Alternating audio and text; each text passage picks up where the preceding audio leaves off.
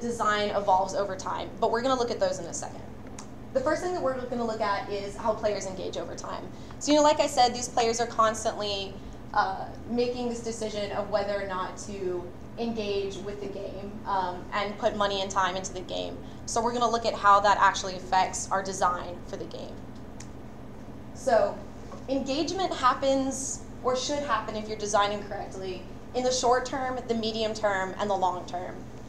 And I'm going to go over these real quickly, and then we're going to look at each of them in depth. So engagement in the short term is basically your most basic mechanics of the game. You've probably heard it referred to as the core loop of your game.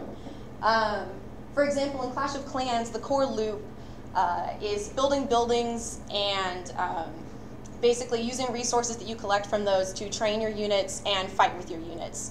And when you fight and when you get buildings, you get more resources to make more buildings, to fight more, train more, etc., etc. And this loop right here is called the core loop of the game. And that's basically your short-term engagement. Now, medium and long-term engagement are the reason for the player to keep coming back and continually engaging with that core loop. Mediations for the player. In Clash of Clans, for example, which is a highly social game, your long-term goals are to basically be a part of a winning clan. They're to crawl up those leaderboards, beat other players, be higher ranked than your friends, things like that. So we're going to look at each of these in detail now. So this is a screenshot from a game called Alpha Bear, which I'm going to use for examples for the next few slides. Alpha Bear is another, mobile free-to-play game. It's really fun and adorable. Your short-term engagement, like I said, it's the most basic mechanics of your game. It's the core loop.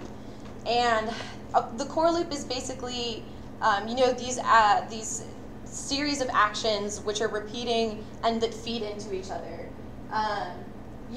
In Alpha Bear, basically, which is a word puzzle game, every time you play one of these puzzles, you can see you've got different types of bears in these games that you can bring into the puzzle, and those help you get more coins, more reward, more points in the game. And every time you play the game, you can unlock new species of bear, basically. And new types of bears give you more rewards and different kinds of rewards in the game, and that loop continues. Now, the core loop for the game is really important, and designing something that is actually a fun and engaging core loop is really important. But especially when we're talking about mobile free-to-play games, which we have the idea they're like really short session length, really fleeting. What we have to do to keep players coming back over and over again, other than just having an engaging core loop, is we have to have those medium and long-term rewards, and those reward systems are really what keep players coming back in the long term. So we're going to look at those. So, medium-term progression, really the most important thing for medium-term progression is that it's sort of that reward between the immediate feedback system from the core loop and the long-term rewards that you get from long-term engagement. Medium-term progression is really important for controlling the amount of content that you're giving in your game over time. And that'll make a little bit more sense when we talk more about monetization. But the way that Alpha Bear sort of controls the content over time, I said like every time you play the game you can unlock new species of bear, but there's only a limited number of bears that the developers can actually make to put in the game.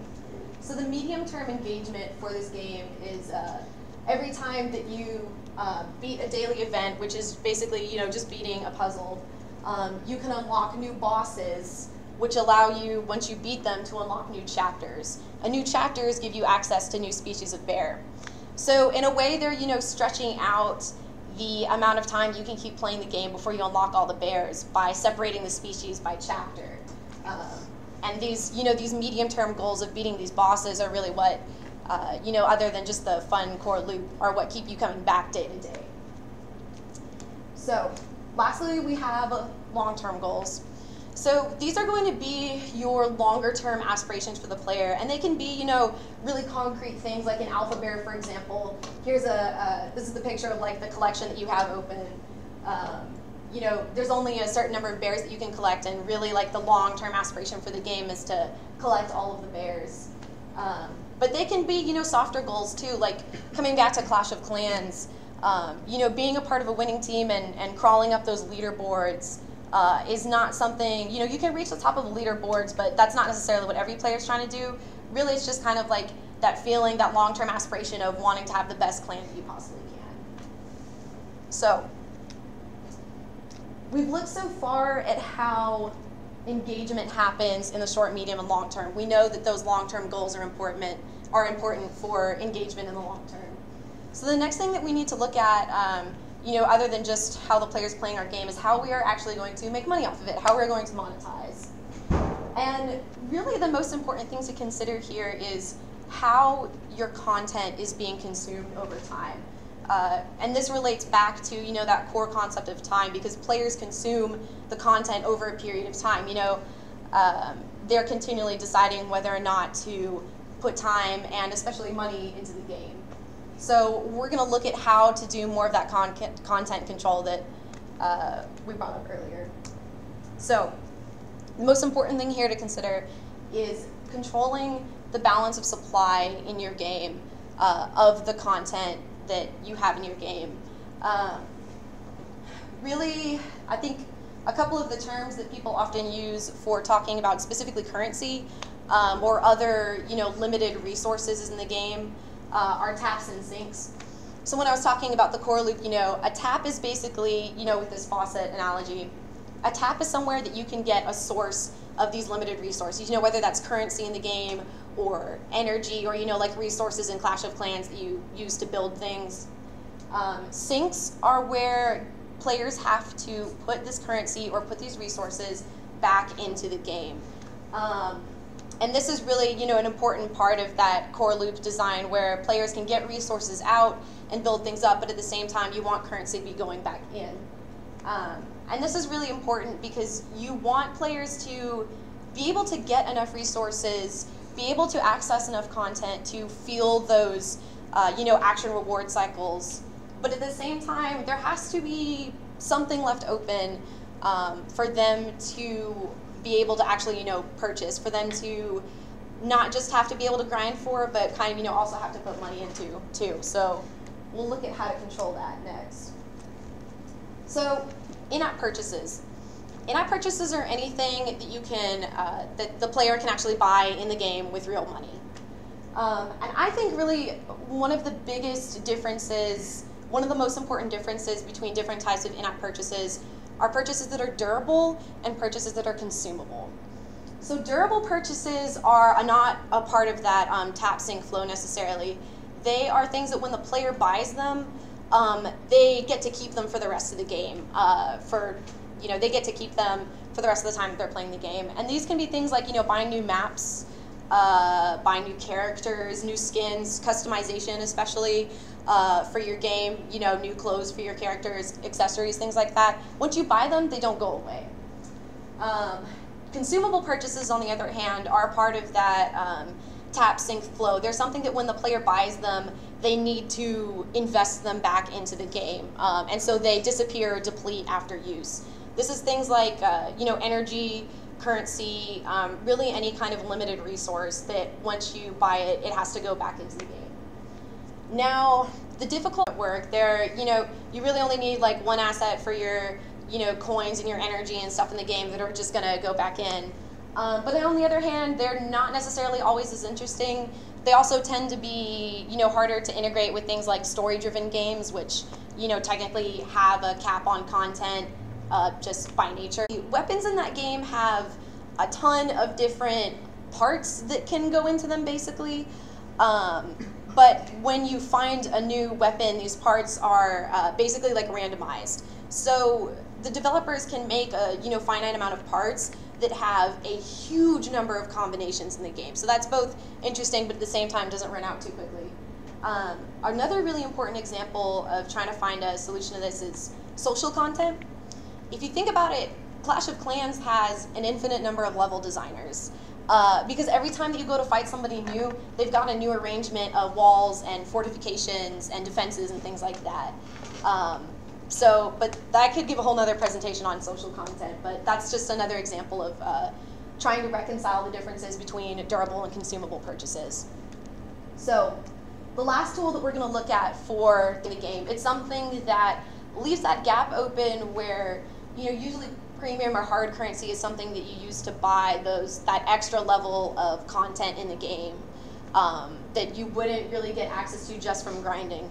Now, something that you can do to help keep your game from being, feeling like it's pay to win and not just free to play is having this division, because hard currency, you can technically often still actually grind for it, just takes much longer.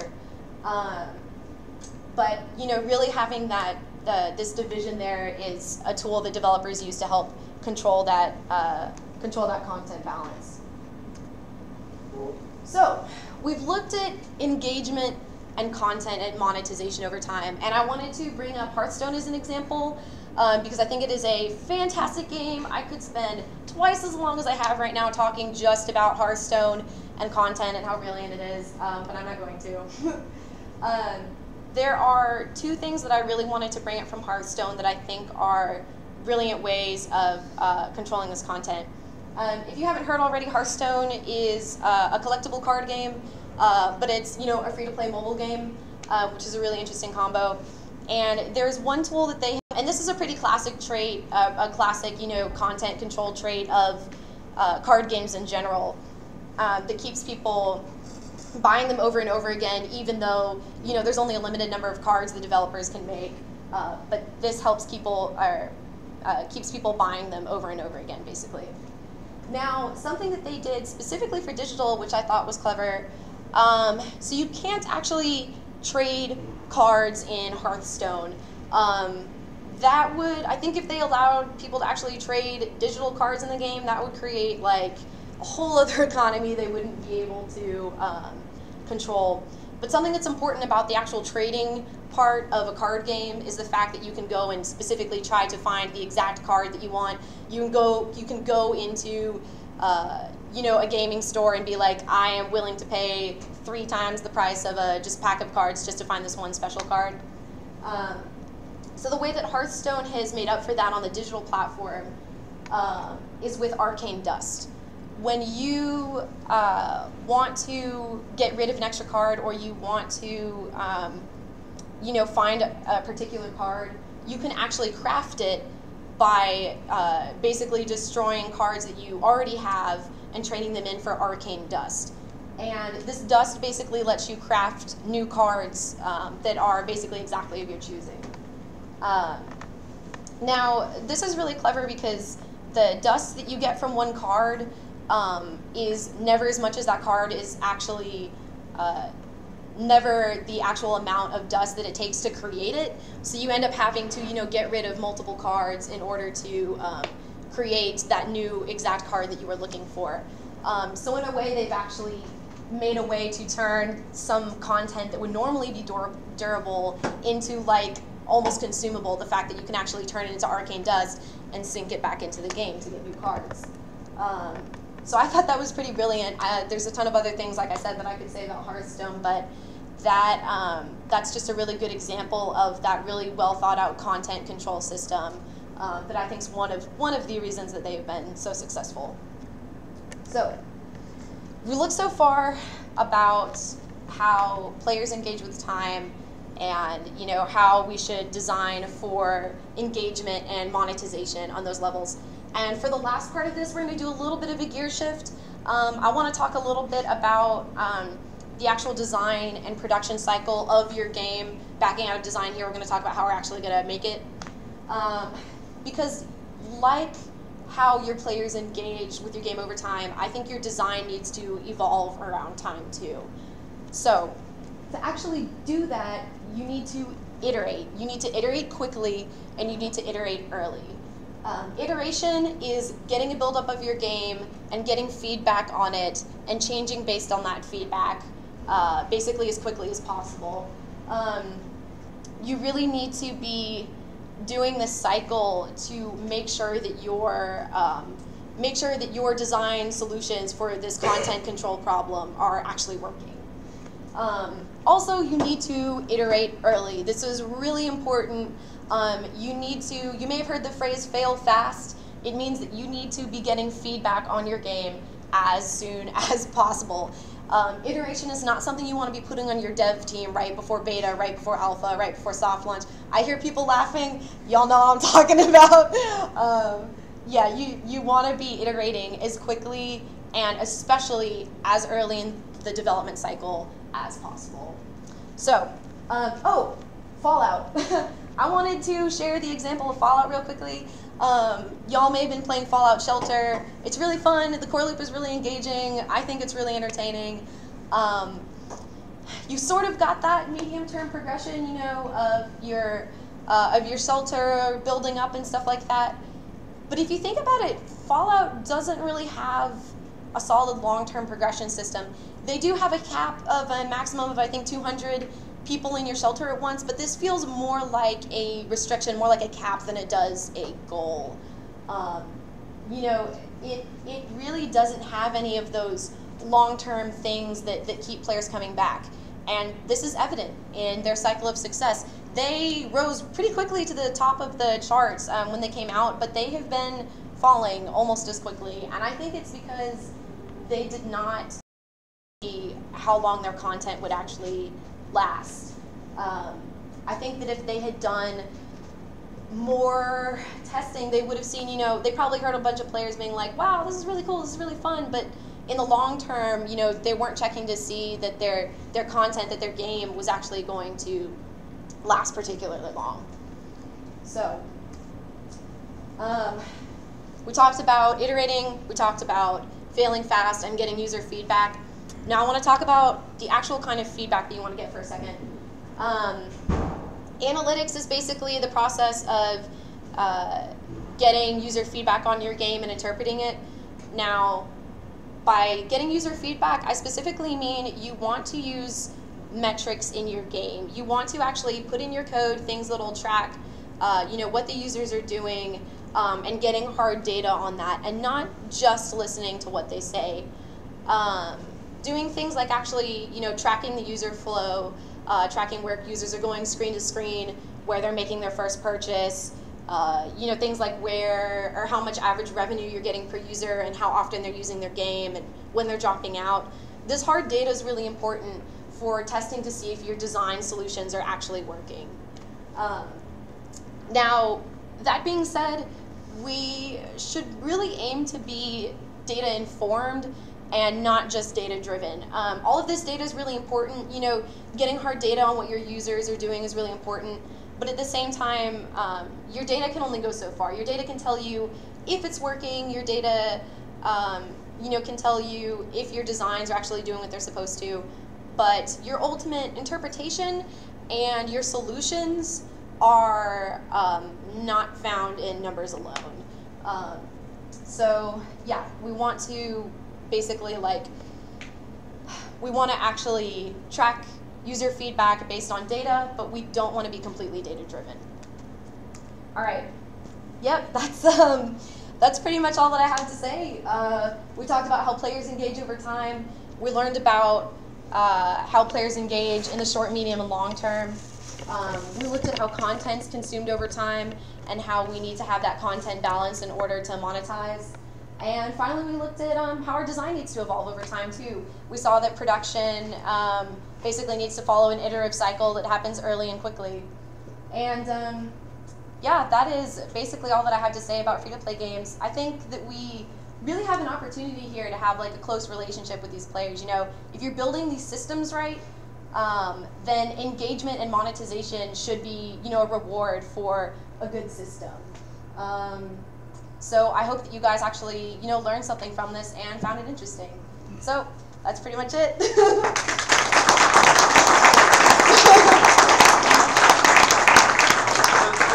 where we would open the floor to questions. You can leave the lights on or off, but open the floor to questions. Yeah. Alec. Regarding the medium versus long-term Yeah. content, I can definitely understand how long-term content is important for player retention long-term. Medium, you need to get them there. But if you only have a certain amount of time to focus on one or the other, would you say one is more important? Are you saying I would put medium over long-term progression more Are important? they Well, exactly the same value, or is one more important? I think they're both really important. You can't really, you know, if you have medium without long-term, you're gonna have long-term goals but no feedback, just getting attention for Fallout was all that they were meaning to do. You know, they're bringing new people into the brand who might not have experienced it before. You know, getting ready for the next release. So I guess it really depends on what the intentions of your game are. But if you're trying to build something, I feel that's whole, you need all three. Yeah. With the consumables versus the herbals, what if there was a bit of a shift where instead of getting those items, it's more about the wealth to get the items? Would that change the dynamic in any way? Like the soft currency, the money, is more important than having the durables because it's something that's not easily lost, but something that can be lost at an instant. Yeah, I think that's interesting. I mean, any design solutions that you can come up for you know, that content balance problem, like that's that's up to you. I would actually say in a lot of cases, little games, you see that come out from leaderboards. Yeah. Because your score in leaderboards, a lot of the Clash of Clans. Yeah. Essentially, it's a soft currency that you could lose. Yeah. And you can't. I guess one of the nifty things about Clash of Clans is that you can't really. Your position on the leaderboard is somewhat dependent on like outplaying other people, but it's really about playing forward. And the people at the top, the reason that they're at the top is they spend money to rebuild faster. They just fight more. But then, so yeah, I would say in that case, that's one situation you're talking about currency actually positioning in the game. And you lose those points over time by other people beating you. So that's what the competition is, to beat more people than people are beating you, which when you're at the top is a lot of people better. Yeah. So how much of this is like bedrock principles that if you're pitching a free-to-play game, you have to go in and say, my short-term loop is this, my medium loop is this?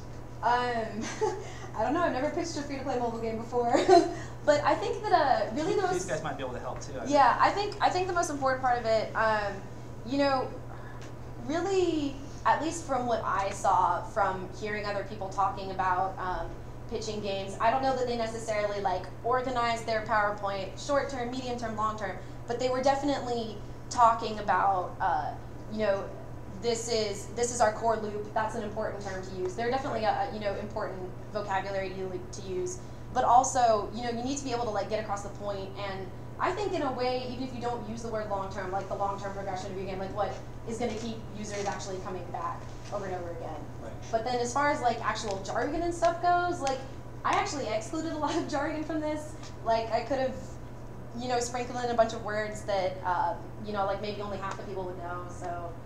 As far as like, I don't know, maybe everybody would know, but as far as like how much of this is actual important jargon for pitching, like, I don't know. I honestly. Do something every single time they open the app in about a minute. They even get it, but they're sitting on the toilet, they're in line at Starbucks. No. I mean, not always towards their long-term goals, but just something like they can get to that core with Clash of Clans. You can load up Clash of Clans, you go on a taxi line, get some resources in about 2 minutes, and you're right back in your village, and you can put it down.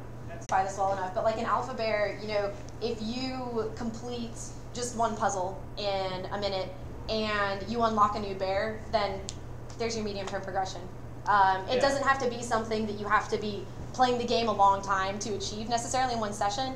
It just means that, you know, if you have completed something new in the core loop, if you've completed something special in, you know, within that 1 minute session, then you get like a notification of that reward that might be part of a long or medium term goal. Yeah, true play stuff though too. I work with Bungie guys, they have the 30 seconds of fun.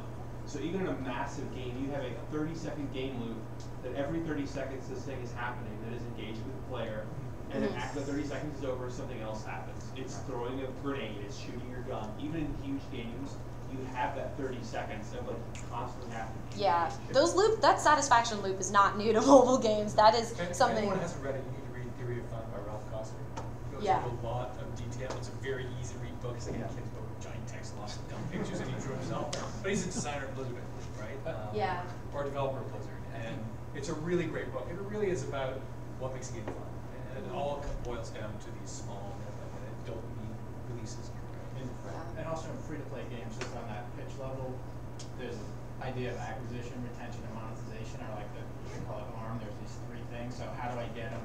How do I keep them playing? And then the person who keeps playing, how do I get money out of them? Right. And when we used to pitch stuff, it was always like a feature or whatever. How are you going to get those three things done?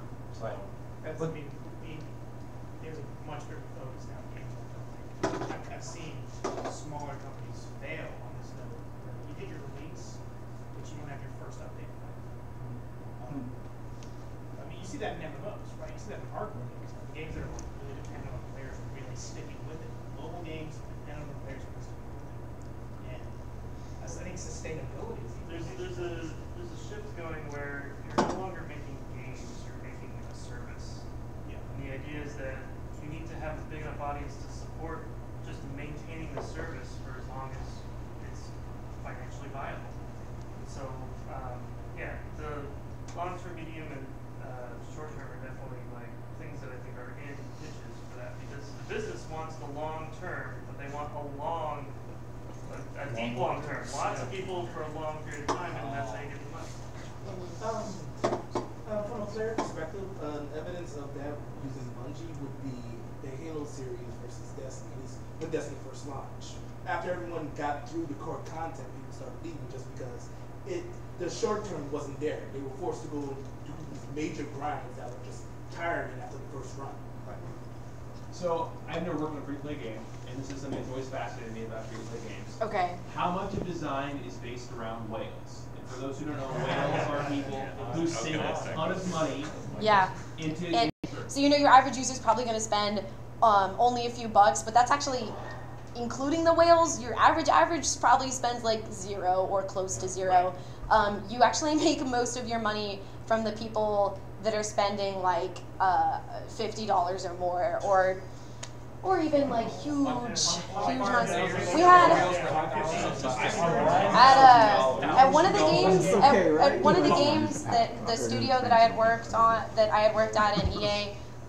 One of their games, like their two biggest spenders were, I swear to God, they were Saudi princes that would actually get content made for them by the developers because they put thousands of dollars into the game. No, whenever, yeah. Whenever Best for Air gets to shoot $1,000 a week. He made a game about fighting it. Straight from the program. Like they are notified this super whale is having this problem. We need to fix it right now. Here's their device ID, here's their credentials, here's all the information you need to fix it. Priority support at that point. So I think it's actually not a good idea though to design just for whales, because one of the big things that makes so many of these games engaging is the massive amount of social content. And if you are designing a game that is just for whales, you're gonna have fucking 5 people playing your game. Right. And if it's a social game, if that's Clash, that's not gonna be fun. So if you have any amount of social content, you need to be designing for users, for every type of user, and not just whale. But I don't know. I feel like if all that we keep doing is designing for whales, the market's gonna burst anyway. Aren't there two game design targets at the same time, designing for the masses and designing for the whales at the same time, and trying to balance that? My perspective on it is you can't just go out and find the whales. You got to cast a huge net. Yeah. You have to have that mass audience. You need to have a very and this is the problem with having very technical, difficult games on mobile and free to play, is that you might have that really strong audience, but they get filtered down. If it's a big audience, then you have a lot of players that give you a few bucks once. That's okay. But by getting that, it's kind of like the odds are in your favor the more people you have. Filtering down, you're panning for gold, right? You get 1 million players, maybe 1% of them will give you money. You're talking about 1% of a million. You're talking about 10 million. You're talking about 20 million. That 1% starts counting for a lot. And that's where you got to cast a big net that attracts a lot of players in order to get that. That's another place where long-term engagement's important, actually, because that's where your whales are going to be. The reason that your whales are going to be putting in money for being at the top of a leaderboard requires spending a ton of money, things like that, especially state and national leaderboards. Yeah. I was just curious. I actually had no experience in the mobile free-to-play market at all, but I've had a couple friends who are game reviewers. They were basically telling me probably totally wrong, maybe based on what I've heard here, that microtransactions were more or less on the way out. Of course, you still have your kings in the mobile market. But as far as new development goes, maybe not to put your eggs in that. I would not be giving this presentation if I thought that free-to-play and microtransactions were going out.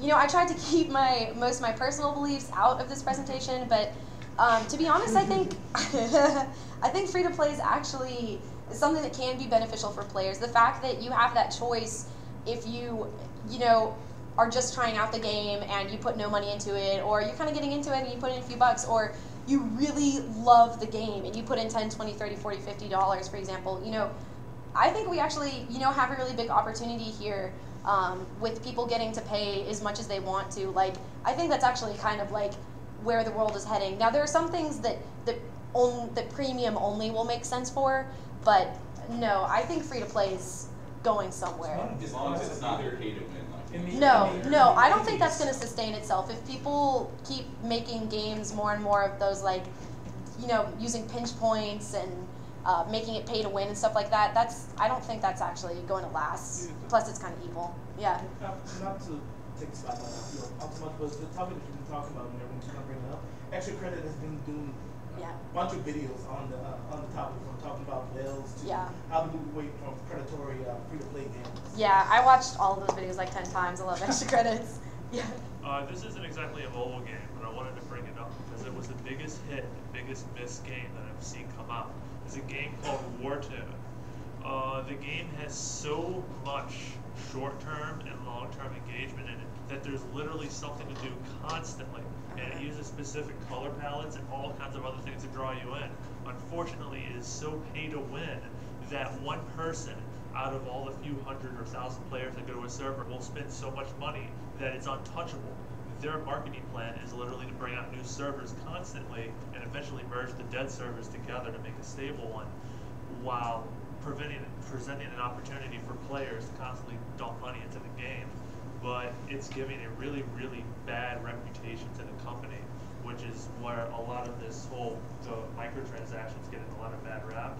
It's really just starting to refine and become a more stable market. That's another reason, like, I don't think pay to win is going to be sustainable, because if your game at all, and all games are because of, you know, needing that virality and needing players for social content, if they're feeling like it's pay to win, like, you're going to lose all your minnows, which are, you know, your not whales. And yeah, so I don't think that's sustainable, you know. I think that's a good point. Another few games to tack onto that would be Gundam Battle Operations, which is the Japanese exclusive, but the Gundam fans have been just craving it and getting their hands on it. Which it's a arena, not an arena shooter like Dota, but it is 6 versus 6, and it is just a fun game, fun take on Counter-Strike with mobile suits, but you only get 3 points every 12 hours. So those that don't have the money, that don't have the wallet to spend on conversions again to get more points, find themselves being lagged behind. And for American release, there's free-to-play Ace Combat on PS4. Did we have a couple more? To try and kind of jump on the train of that, when people think of like these type of pay-to-play games or these kind of free-to-play games, they kind of go to those pinch points, those kind of pay-to-win methods, and they immediately freak out. And so my question is like, how do you present that kind of monetization without them jumping ship immediately and trying not to be so intrusive with that? Oh, do you mean trying to propose a game that has a free-to-play scheme without being like, oh God, that's evil? That knee-jerk reaction. I mean, by having a plan for something that's not going to inherently be gross sounding to them. Like, I mean, I think that, you know, you can wrap it in whatever you want to, but if your system is a player-friendly, you know, a user-first system, be it premium or free-to-play or anything, then that evidence is going to back up whatever you're trying to sell. I'd say one way to avoid that situation is to realize that there's a difference in target audience for this type of game. A lot of us come from very hardcore gaming backgrounds, and we've recognized that. We see that as cheating. We see monetizing as cheating. Yeah, no, exactly. And also gets a Day one DLC. Yeah. So what I want to say is that a lot of these games are targeted at a far more casual gamer who isn't as min-max based. It's not necessarily. It's more of a toy to them. It's more of a toy. It is a way for them to pass the time. It's not necessarily, even though they get competitive with it, like in Clash of Clans. Nobody, like, I guess in Clash of Clans, your win or loss of a specific battle isn't based on your money. It's like fairness doesn't even enter into it. Well, it does. I'm gonna say in Clash of Clans, you can't pay to win in Clash of Clans. You can just pay to fight more often. You have more chance because you lost. A loss isn't a big deal. Exactly. It's just so, and I said that's one of the ways they kind of. But it feels very predatory to us as core gamers because we want to be always on the even playing. But for these users, they like collecting stuff. They like passing the time. A lot of the games aren't even about winning. Like Ice Age Adventures or Ice Age Village is making all its money on people who are just into collecting. It's Pokemon. Ice Age. Yeah, it's Beanie Babies. Like it really is. So the whales in that game are only just buying it because it's limited time. It's what they. It's something they want that others may not have, and they want to get as many as they can. And would you say that that's paying to win? Are they winning? There's no win. It's not super competitive. I mean, there's a social aspect where you can see other people's stuff, but it's only if you're friends with them, and it's not really. We had a couple questions. Let's do Steven here. Oh, do we have time? We can do a couple more. Yeah, let's do. We'll wrap it up. So I'm curious to know if you feel if you can. So the three areas: short term, medium term, long term. Can you tackle those independently, or do they have to be related? Oh, do they have to build up on one another. You know, in the same way that the core loop has to be cyclic. Like your core loop needs to be giving you rewards. Basically, like. You know, the medium term is the reward for frequent engagement. So when you do the core loop a lot, like the example that I have with Alpha Bear, the more that you play the core loop, the more likely you're going to get new bear species. You know, and the more that you get new species and can get more points in the game, the faster, or well, basically that's how you progress to completing those chapters and completing those levels, and then getting more bears. So no, they absolutely have to feed off, like build up on one another. That's really important too. Yeah. But I wonder if that's one of the distinctions between the you were talking about I forget what terms you used, but the currency you can earn. And soft and hard currency. Yeah, soft and hard currency. Like the Sims Mobile. I didn't actually play the Sims Mobile, but I had a friend who was playing it a lot, and it was like one of the currencies you could earn through in-game actions, and one of the currencies you just accumulated over time, and you couldn't earn it. You could only buy it, and that was you know, like that currency is just accumulates over time. Is not linked into the short term or the medium term engagement. That's interesting. I didn't, you know, and different games might do this differently, but yeah, one of the biggest things about hard currency, it's not something that's an immediate reward for grinding, like soft currency is. So I guess it is sort of a little bit separate from those short, medium, and long term in that, because you know, it's not something that immediately is going to get you progressing towards those medium and long term goals. So that is interesting. Ken's been raising his hand forever.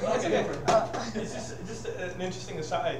Listening to you speak, I was amused because I subscribe to Audible.com. All those rules apply to being a member subscribed to Audible.com as well. It's free to play originally. You get your first title for free, and then you subscribe. And just recently, it's hey, you can buy 3 credits for this amount of. Yeah, that content control, those, you know, short, medium, long-term progression, that is a system, you know, at its highest level that's applied to anything that you keep coming back to. Every time that I was reading about free-to-play games, everybody used the examples of like those cards that you get if you like go to your favorite coffee shop all the time, you get little punch cards. That's medium-term progression. That is something that keeps you coming back, even though the core loop, you know, drinking your coffee is really fun. But what keeps you coming back to that exact shop is the fact that you're going to get a free cup eventually. I'm 1/12 invested into this. Exactly. I can't quit now. Exactly. Let's do Jason. Jason's had it. No, so the presentation obviously was about mobile free-to-play. Yeah. I've enjoyed quite a few PC free-to-play games. Warframe is an example. I've put many hours in that. I'm just wondering if there's any advantage or disadvantage over a certain medium that medium has over the mobile medium. Oh, it really depends on the game that you're making. I mean, if you have an idea for a game, like what platform you put it on is going to be totally dependent on what you actually want to do with it. You know, but then again, I mean, who would have thought that, you know, mid to hardcore games like Hearthstone could actually end up, because they're for professional Hearthstone players. I know. All right, let's do maybe one or two more. Yeah. Crimson's got a hand Here, up. well, this guy has Who did I miss? a Michael. I imagine this whole like free-to-play market, it's pretty young. I mean, I remember it maybe 3-4 years old, the whole thing. Where do you think it's going to go? Do you think things like Clash of Clans will be around in like 40 years' time, like just ever updating, or will they sort of shut it down, bring out successors? Like, how do you think like the product cycle would go in the long term? Man, if I could answer that question, I would not still be an intern. Look, I mean, you know, I've already basically said my personal beliefs on free-to-play, the fact that it's here to stay, the fact that it's, you know, still really evolving. I don't know that Clash of Clans or really any game that we see in the market right now is specifically going to be here 40 years from now or even 10 or 5, but I really think the important thing to think about for the long term is how free-to-play as a scheme and is going to actually evolve. And I think we're, you know, kind of moving away from those pinch points and hopefully at least moving away from, you know, pinch points and being free to win, or sorry, pay to win, and, you know, actually moving towards something that's, you know, something that's more interesting. But, you know, I don't know about the longevity of mobile games in general is a really interesting question. I feel like a lot of the games that have sort of like, you know, rose and fell really quickly, like you could sort of specifically point out the problems that they had, but at the same time, like, is anybody gonna be able to make a mobile game that lasts that long? I don't know. Because like you said with like these cycles, it almost seems like it's designed to be perpetual, like they're trying to make an evergreen service. Yeah, it is. You are trying to be as evergreen as possible, but you know, you can have a successful, you know, game that is really only has like a year or two cycle and make a ton of money off of it. You almost want built-in obsolescence as well. Huh? You want built-in obsolescence as well, so they'll buy your next game. Right. Yeah. All right, one final. Anybody out there got one final awesome groundbreaking question? All right, I have a question actually related to the security of mobile games. As someone that's been beta testing for a while, and anyone that's really played any kind of console game, the field of gaming has given rise to botters and other exploiters that bog the game down and ruin an economy. I haven't done enough research in the mobile field. Have botters, since the mobile field of gaming is greatly increasing right now, have botters become a problem? Is there accounted for it? Because a lot of games are free to play now. That's another one of those questions that if I could answer, I would be CEO of something important. But no, I think like, man, cheating's a whole other, and botting and stuff like that is like a whole other discussion. But I do have one really funny example, and I forget exactly what game it was, but it was basically an MMO. People, basically all of the cheaters, they just put them all on one server, make it all go.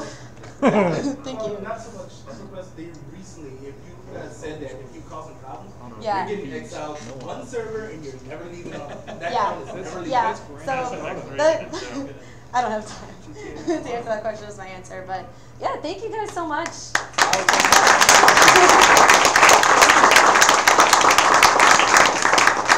Shout out to whoever straightened this projector. It looks like 90% straight.